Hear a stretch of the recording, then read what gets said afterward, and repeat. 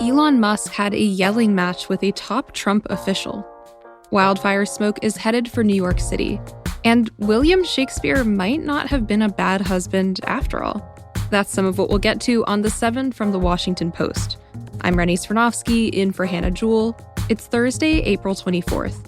Let's get you caught up with today's 7 stories. Number 1. Defense Secretary Pete Hegseth had Signal installed on a Pentagon computer. Hegseth's use of Signal has become a growing crisis for the Pentagon in recent weeks.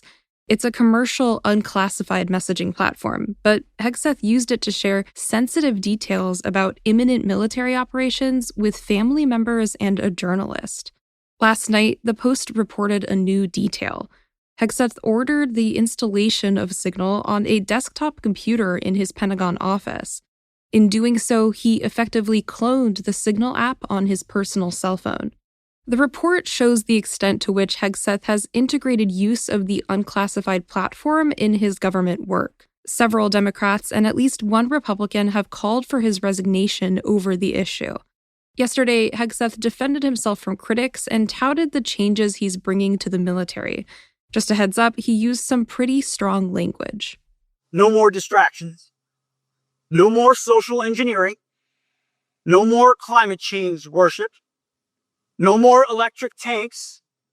No more gender confusion. No more pronouns. No more excuses. No more quotas. No more woke that undermines commanders and command climates. Hegseth also took the unusual step of using official Pentagon social media to amplify messages of support for him keeping his job.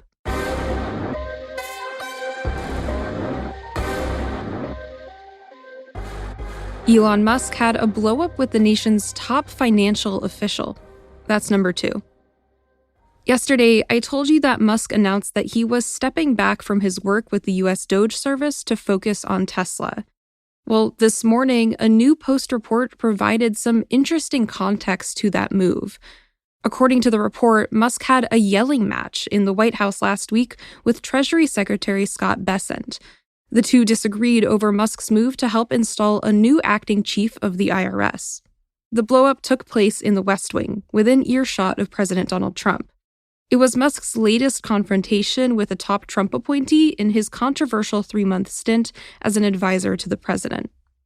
On Tuesday, Musk told Tesla investors he will dramatically scale back his work with DOGE starting next month, but will remain involved.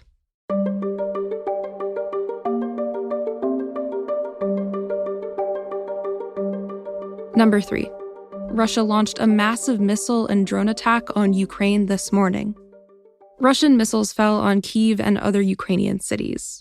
In Kyiv, at least 9 people were killed and more than 60 others wounded. It was one of the deadliest attacks on the Ukrainian capital in nearly a year. The strike comes as President Trump is pushing Ukraine to give up territory to end the war. Yesterday, Trump accused Ukrainian President Volodymyr Zelensky of boasting after the Ukrainian leader told reporters that his country will never recognize Crimea as Russian territory. Vice President J.D. Vance, who was traveling in India yesterday, warned that the White House could walk away from its own peace deal between Ukraine and Russia if progress is not made soon.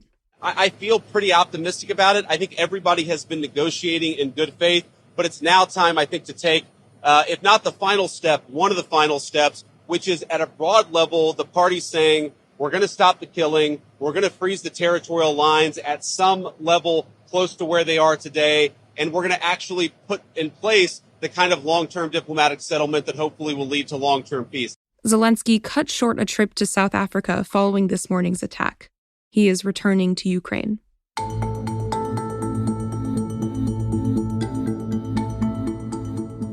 Number 4.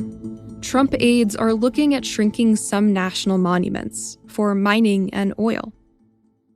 Trump officials are considering removing federal protections for national monuments spanning millions of acres in the West in order to spur energy development on public lands. At least 6 national monuments spread across Arizona, California, New Mexico, and Utah are on the chopping block.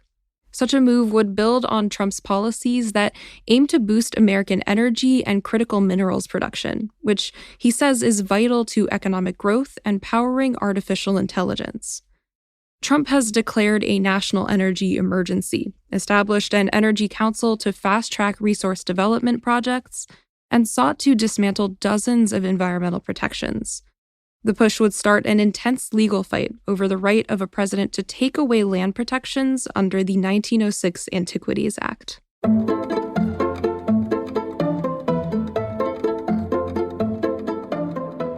Smoke from a wildfire in New Jersey is blowing toward New York. That's number 5.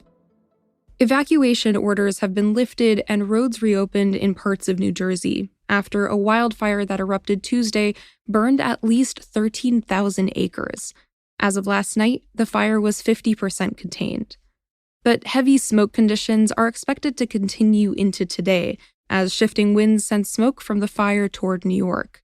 An air quality alert was issued for New York City, Long Island, and the lower Hudson Valley. No casualties have been reported from the fire, and the cause is still under investigation. At least one commercial building was destroyed, along with multiple outbuildings and vehicles. More than 25,000 households and businesses were without power as of last night.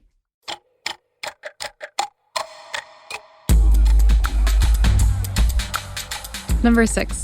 The NFL draft starts tonight, and the Tennessee Titans are on the clock. It's pretty much a sure bet that the Titans will take quarterback Cam Ward with the number 1 pick. Ward played at the University of Miami last season, and he's one of at least 2 quarterbacks who are expected to go in the first round.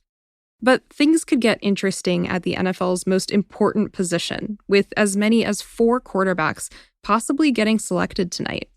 Travis Hunter, who won the Heisman Trophy at Colorado, is expected to be the 2nd pick by the Cleveland Browns.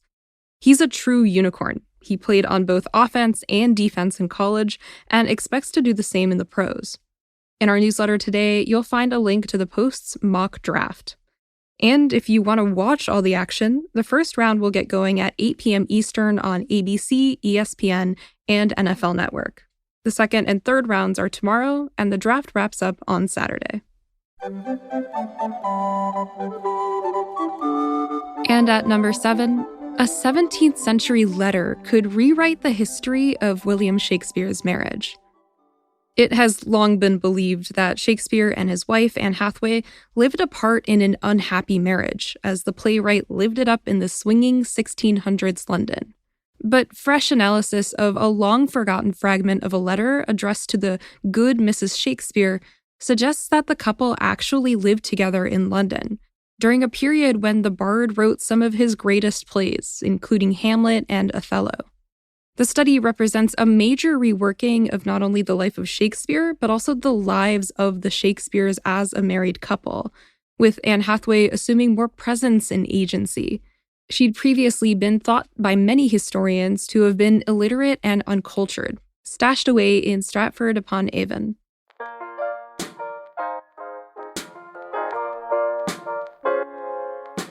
All right, you are all caught up.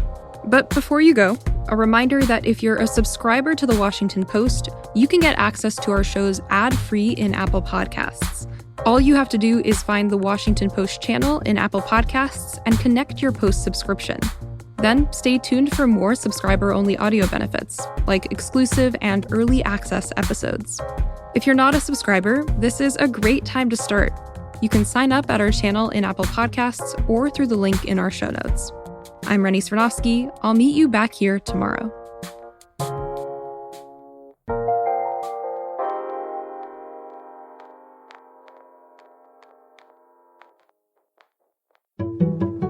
My name is Michelle Singletary, and I'm the personal finance columnist for The Washington Post. When I was growing up, I was raised by my grandmother, who was such a masterful money manager.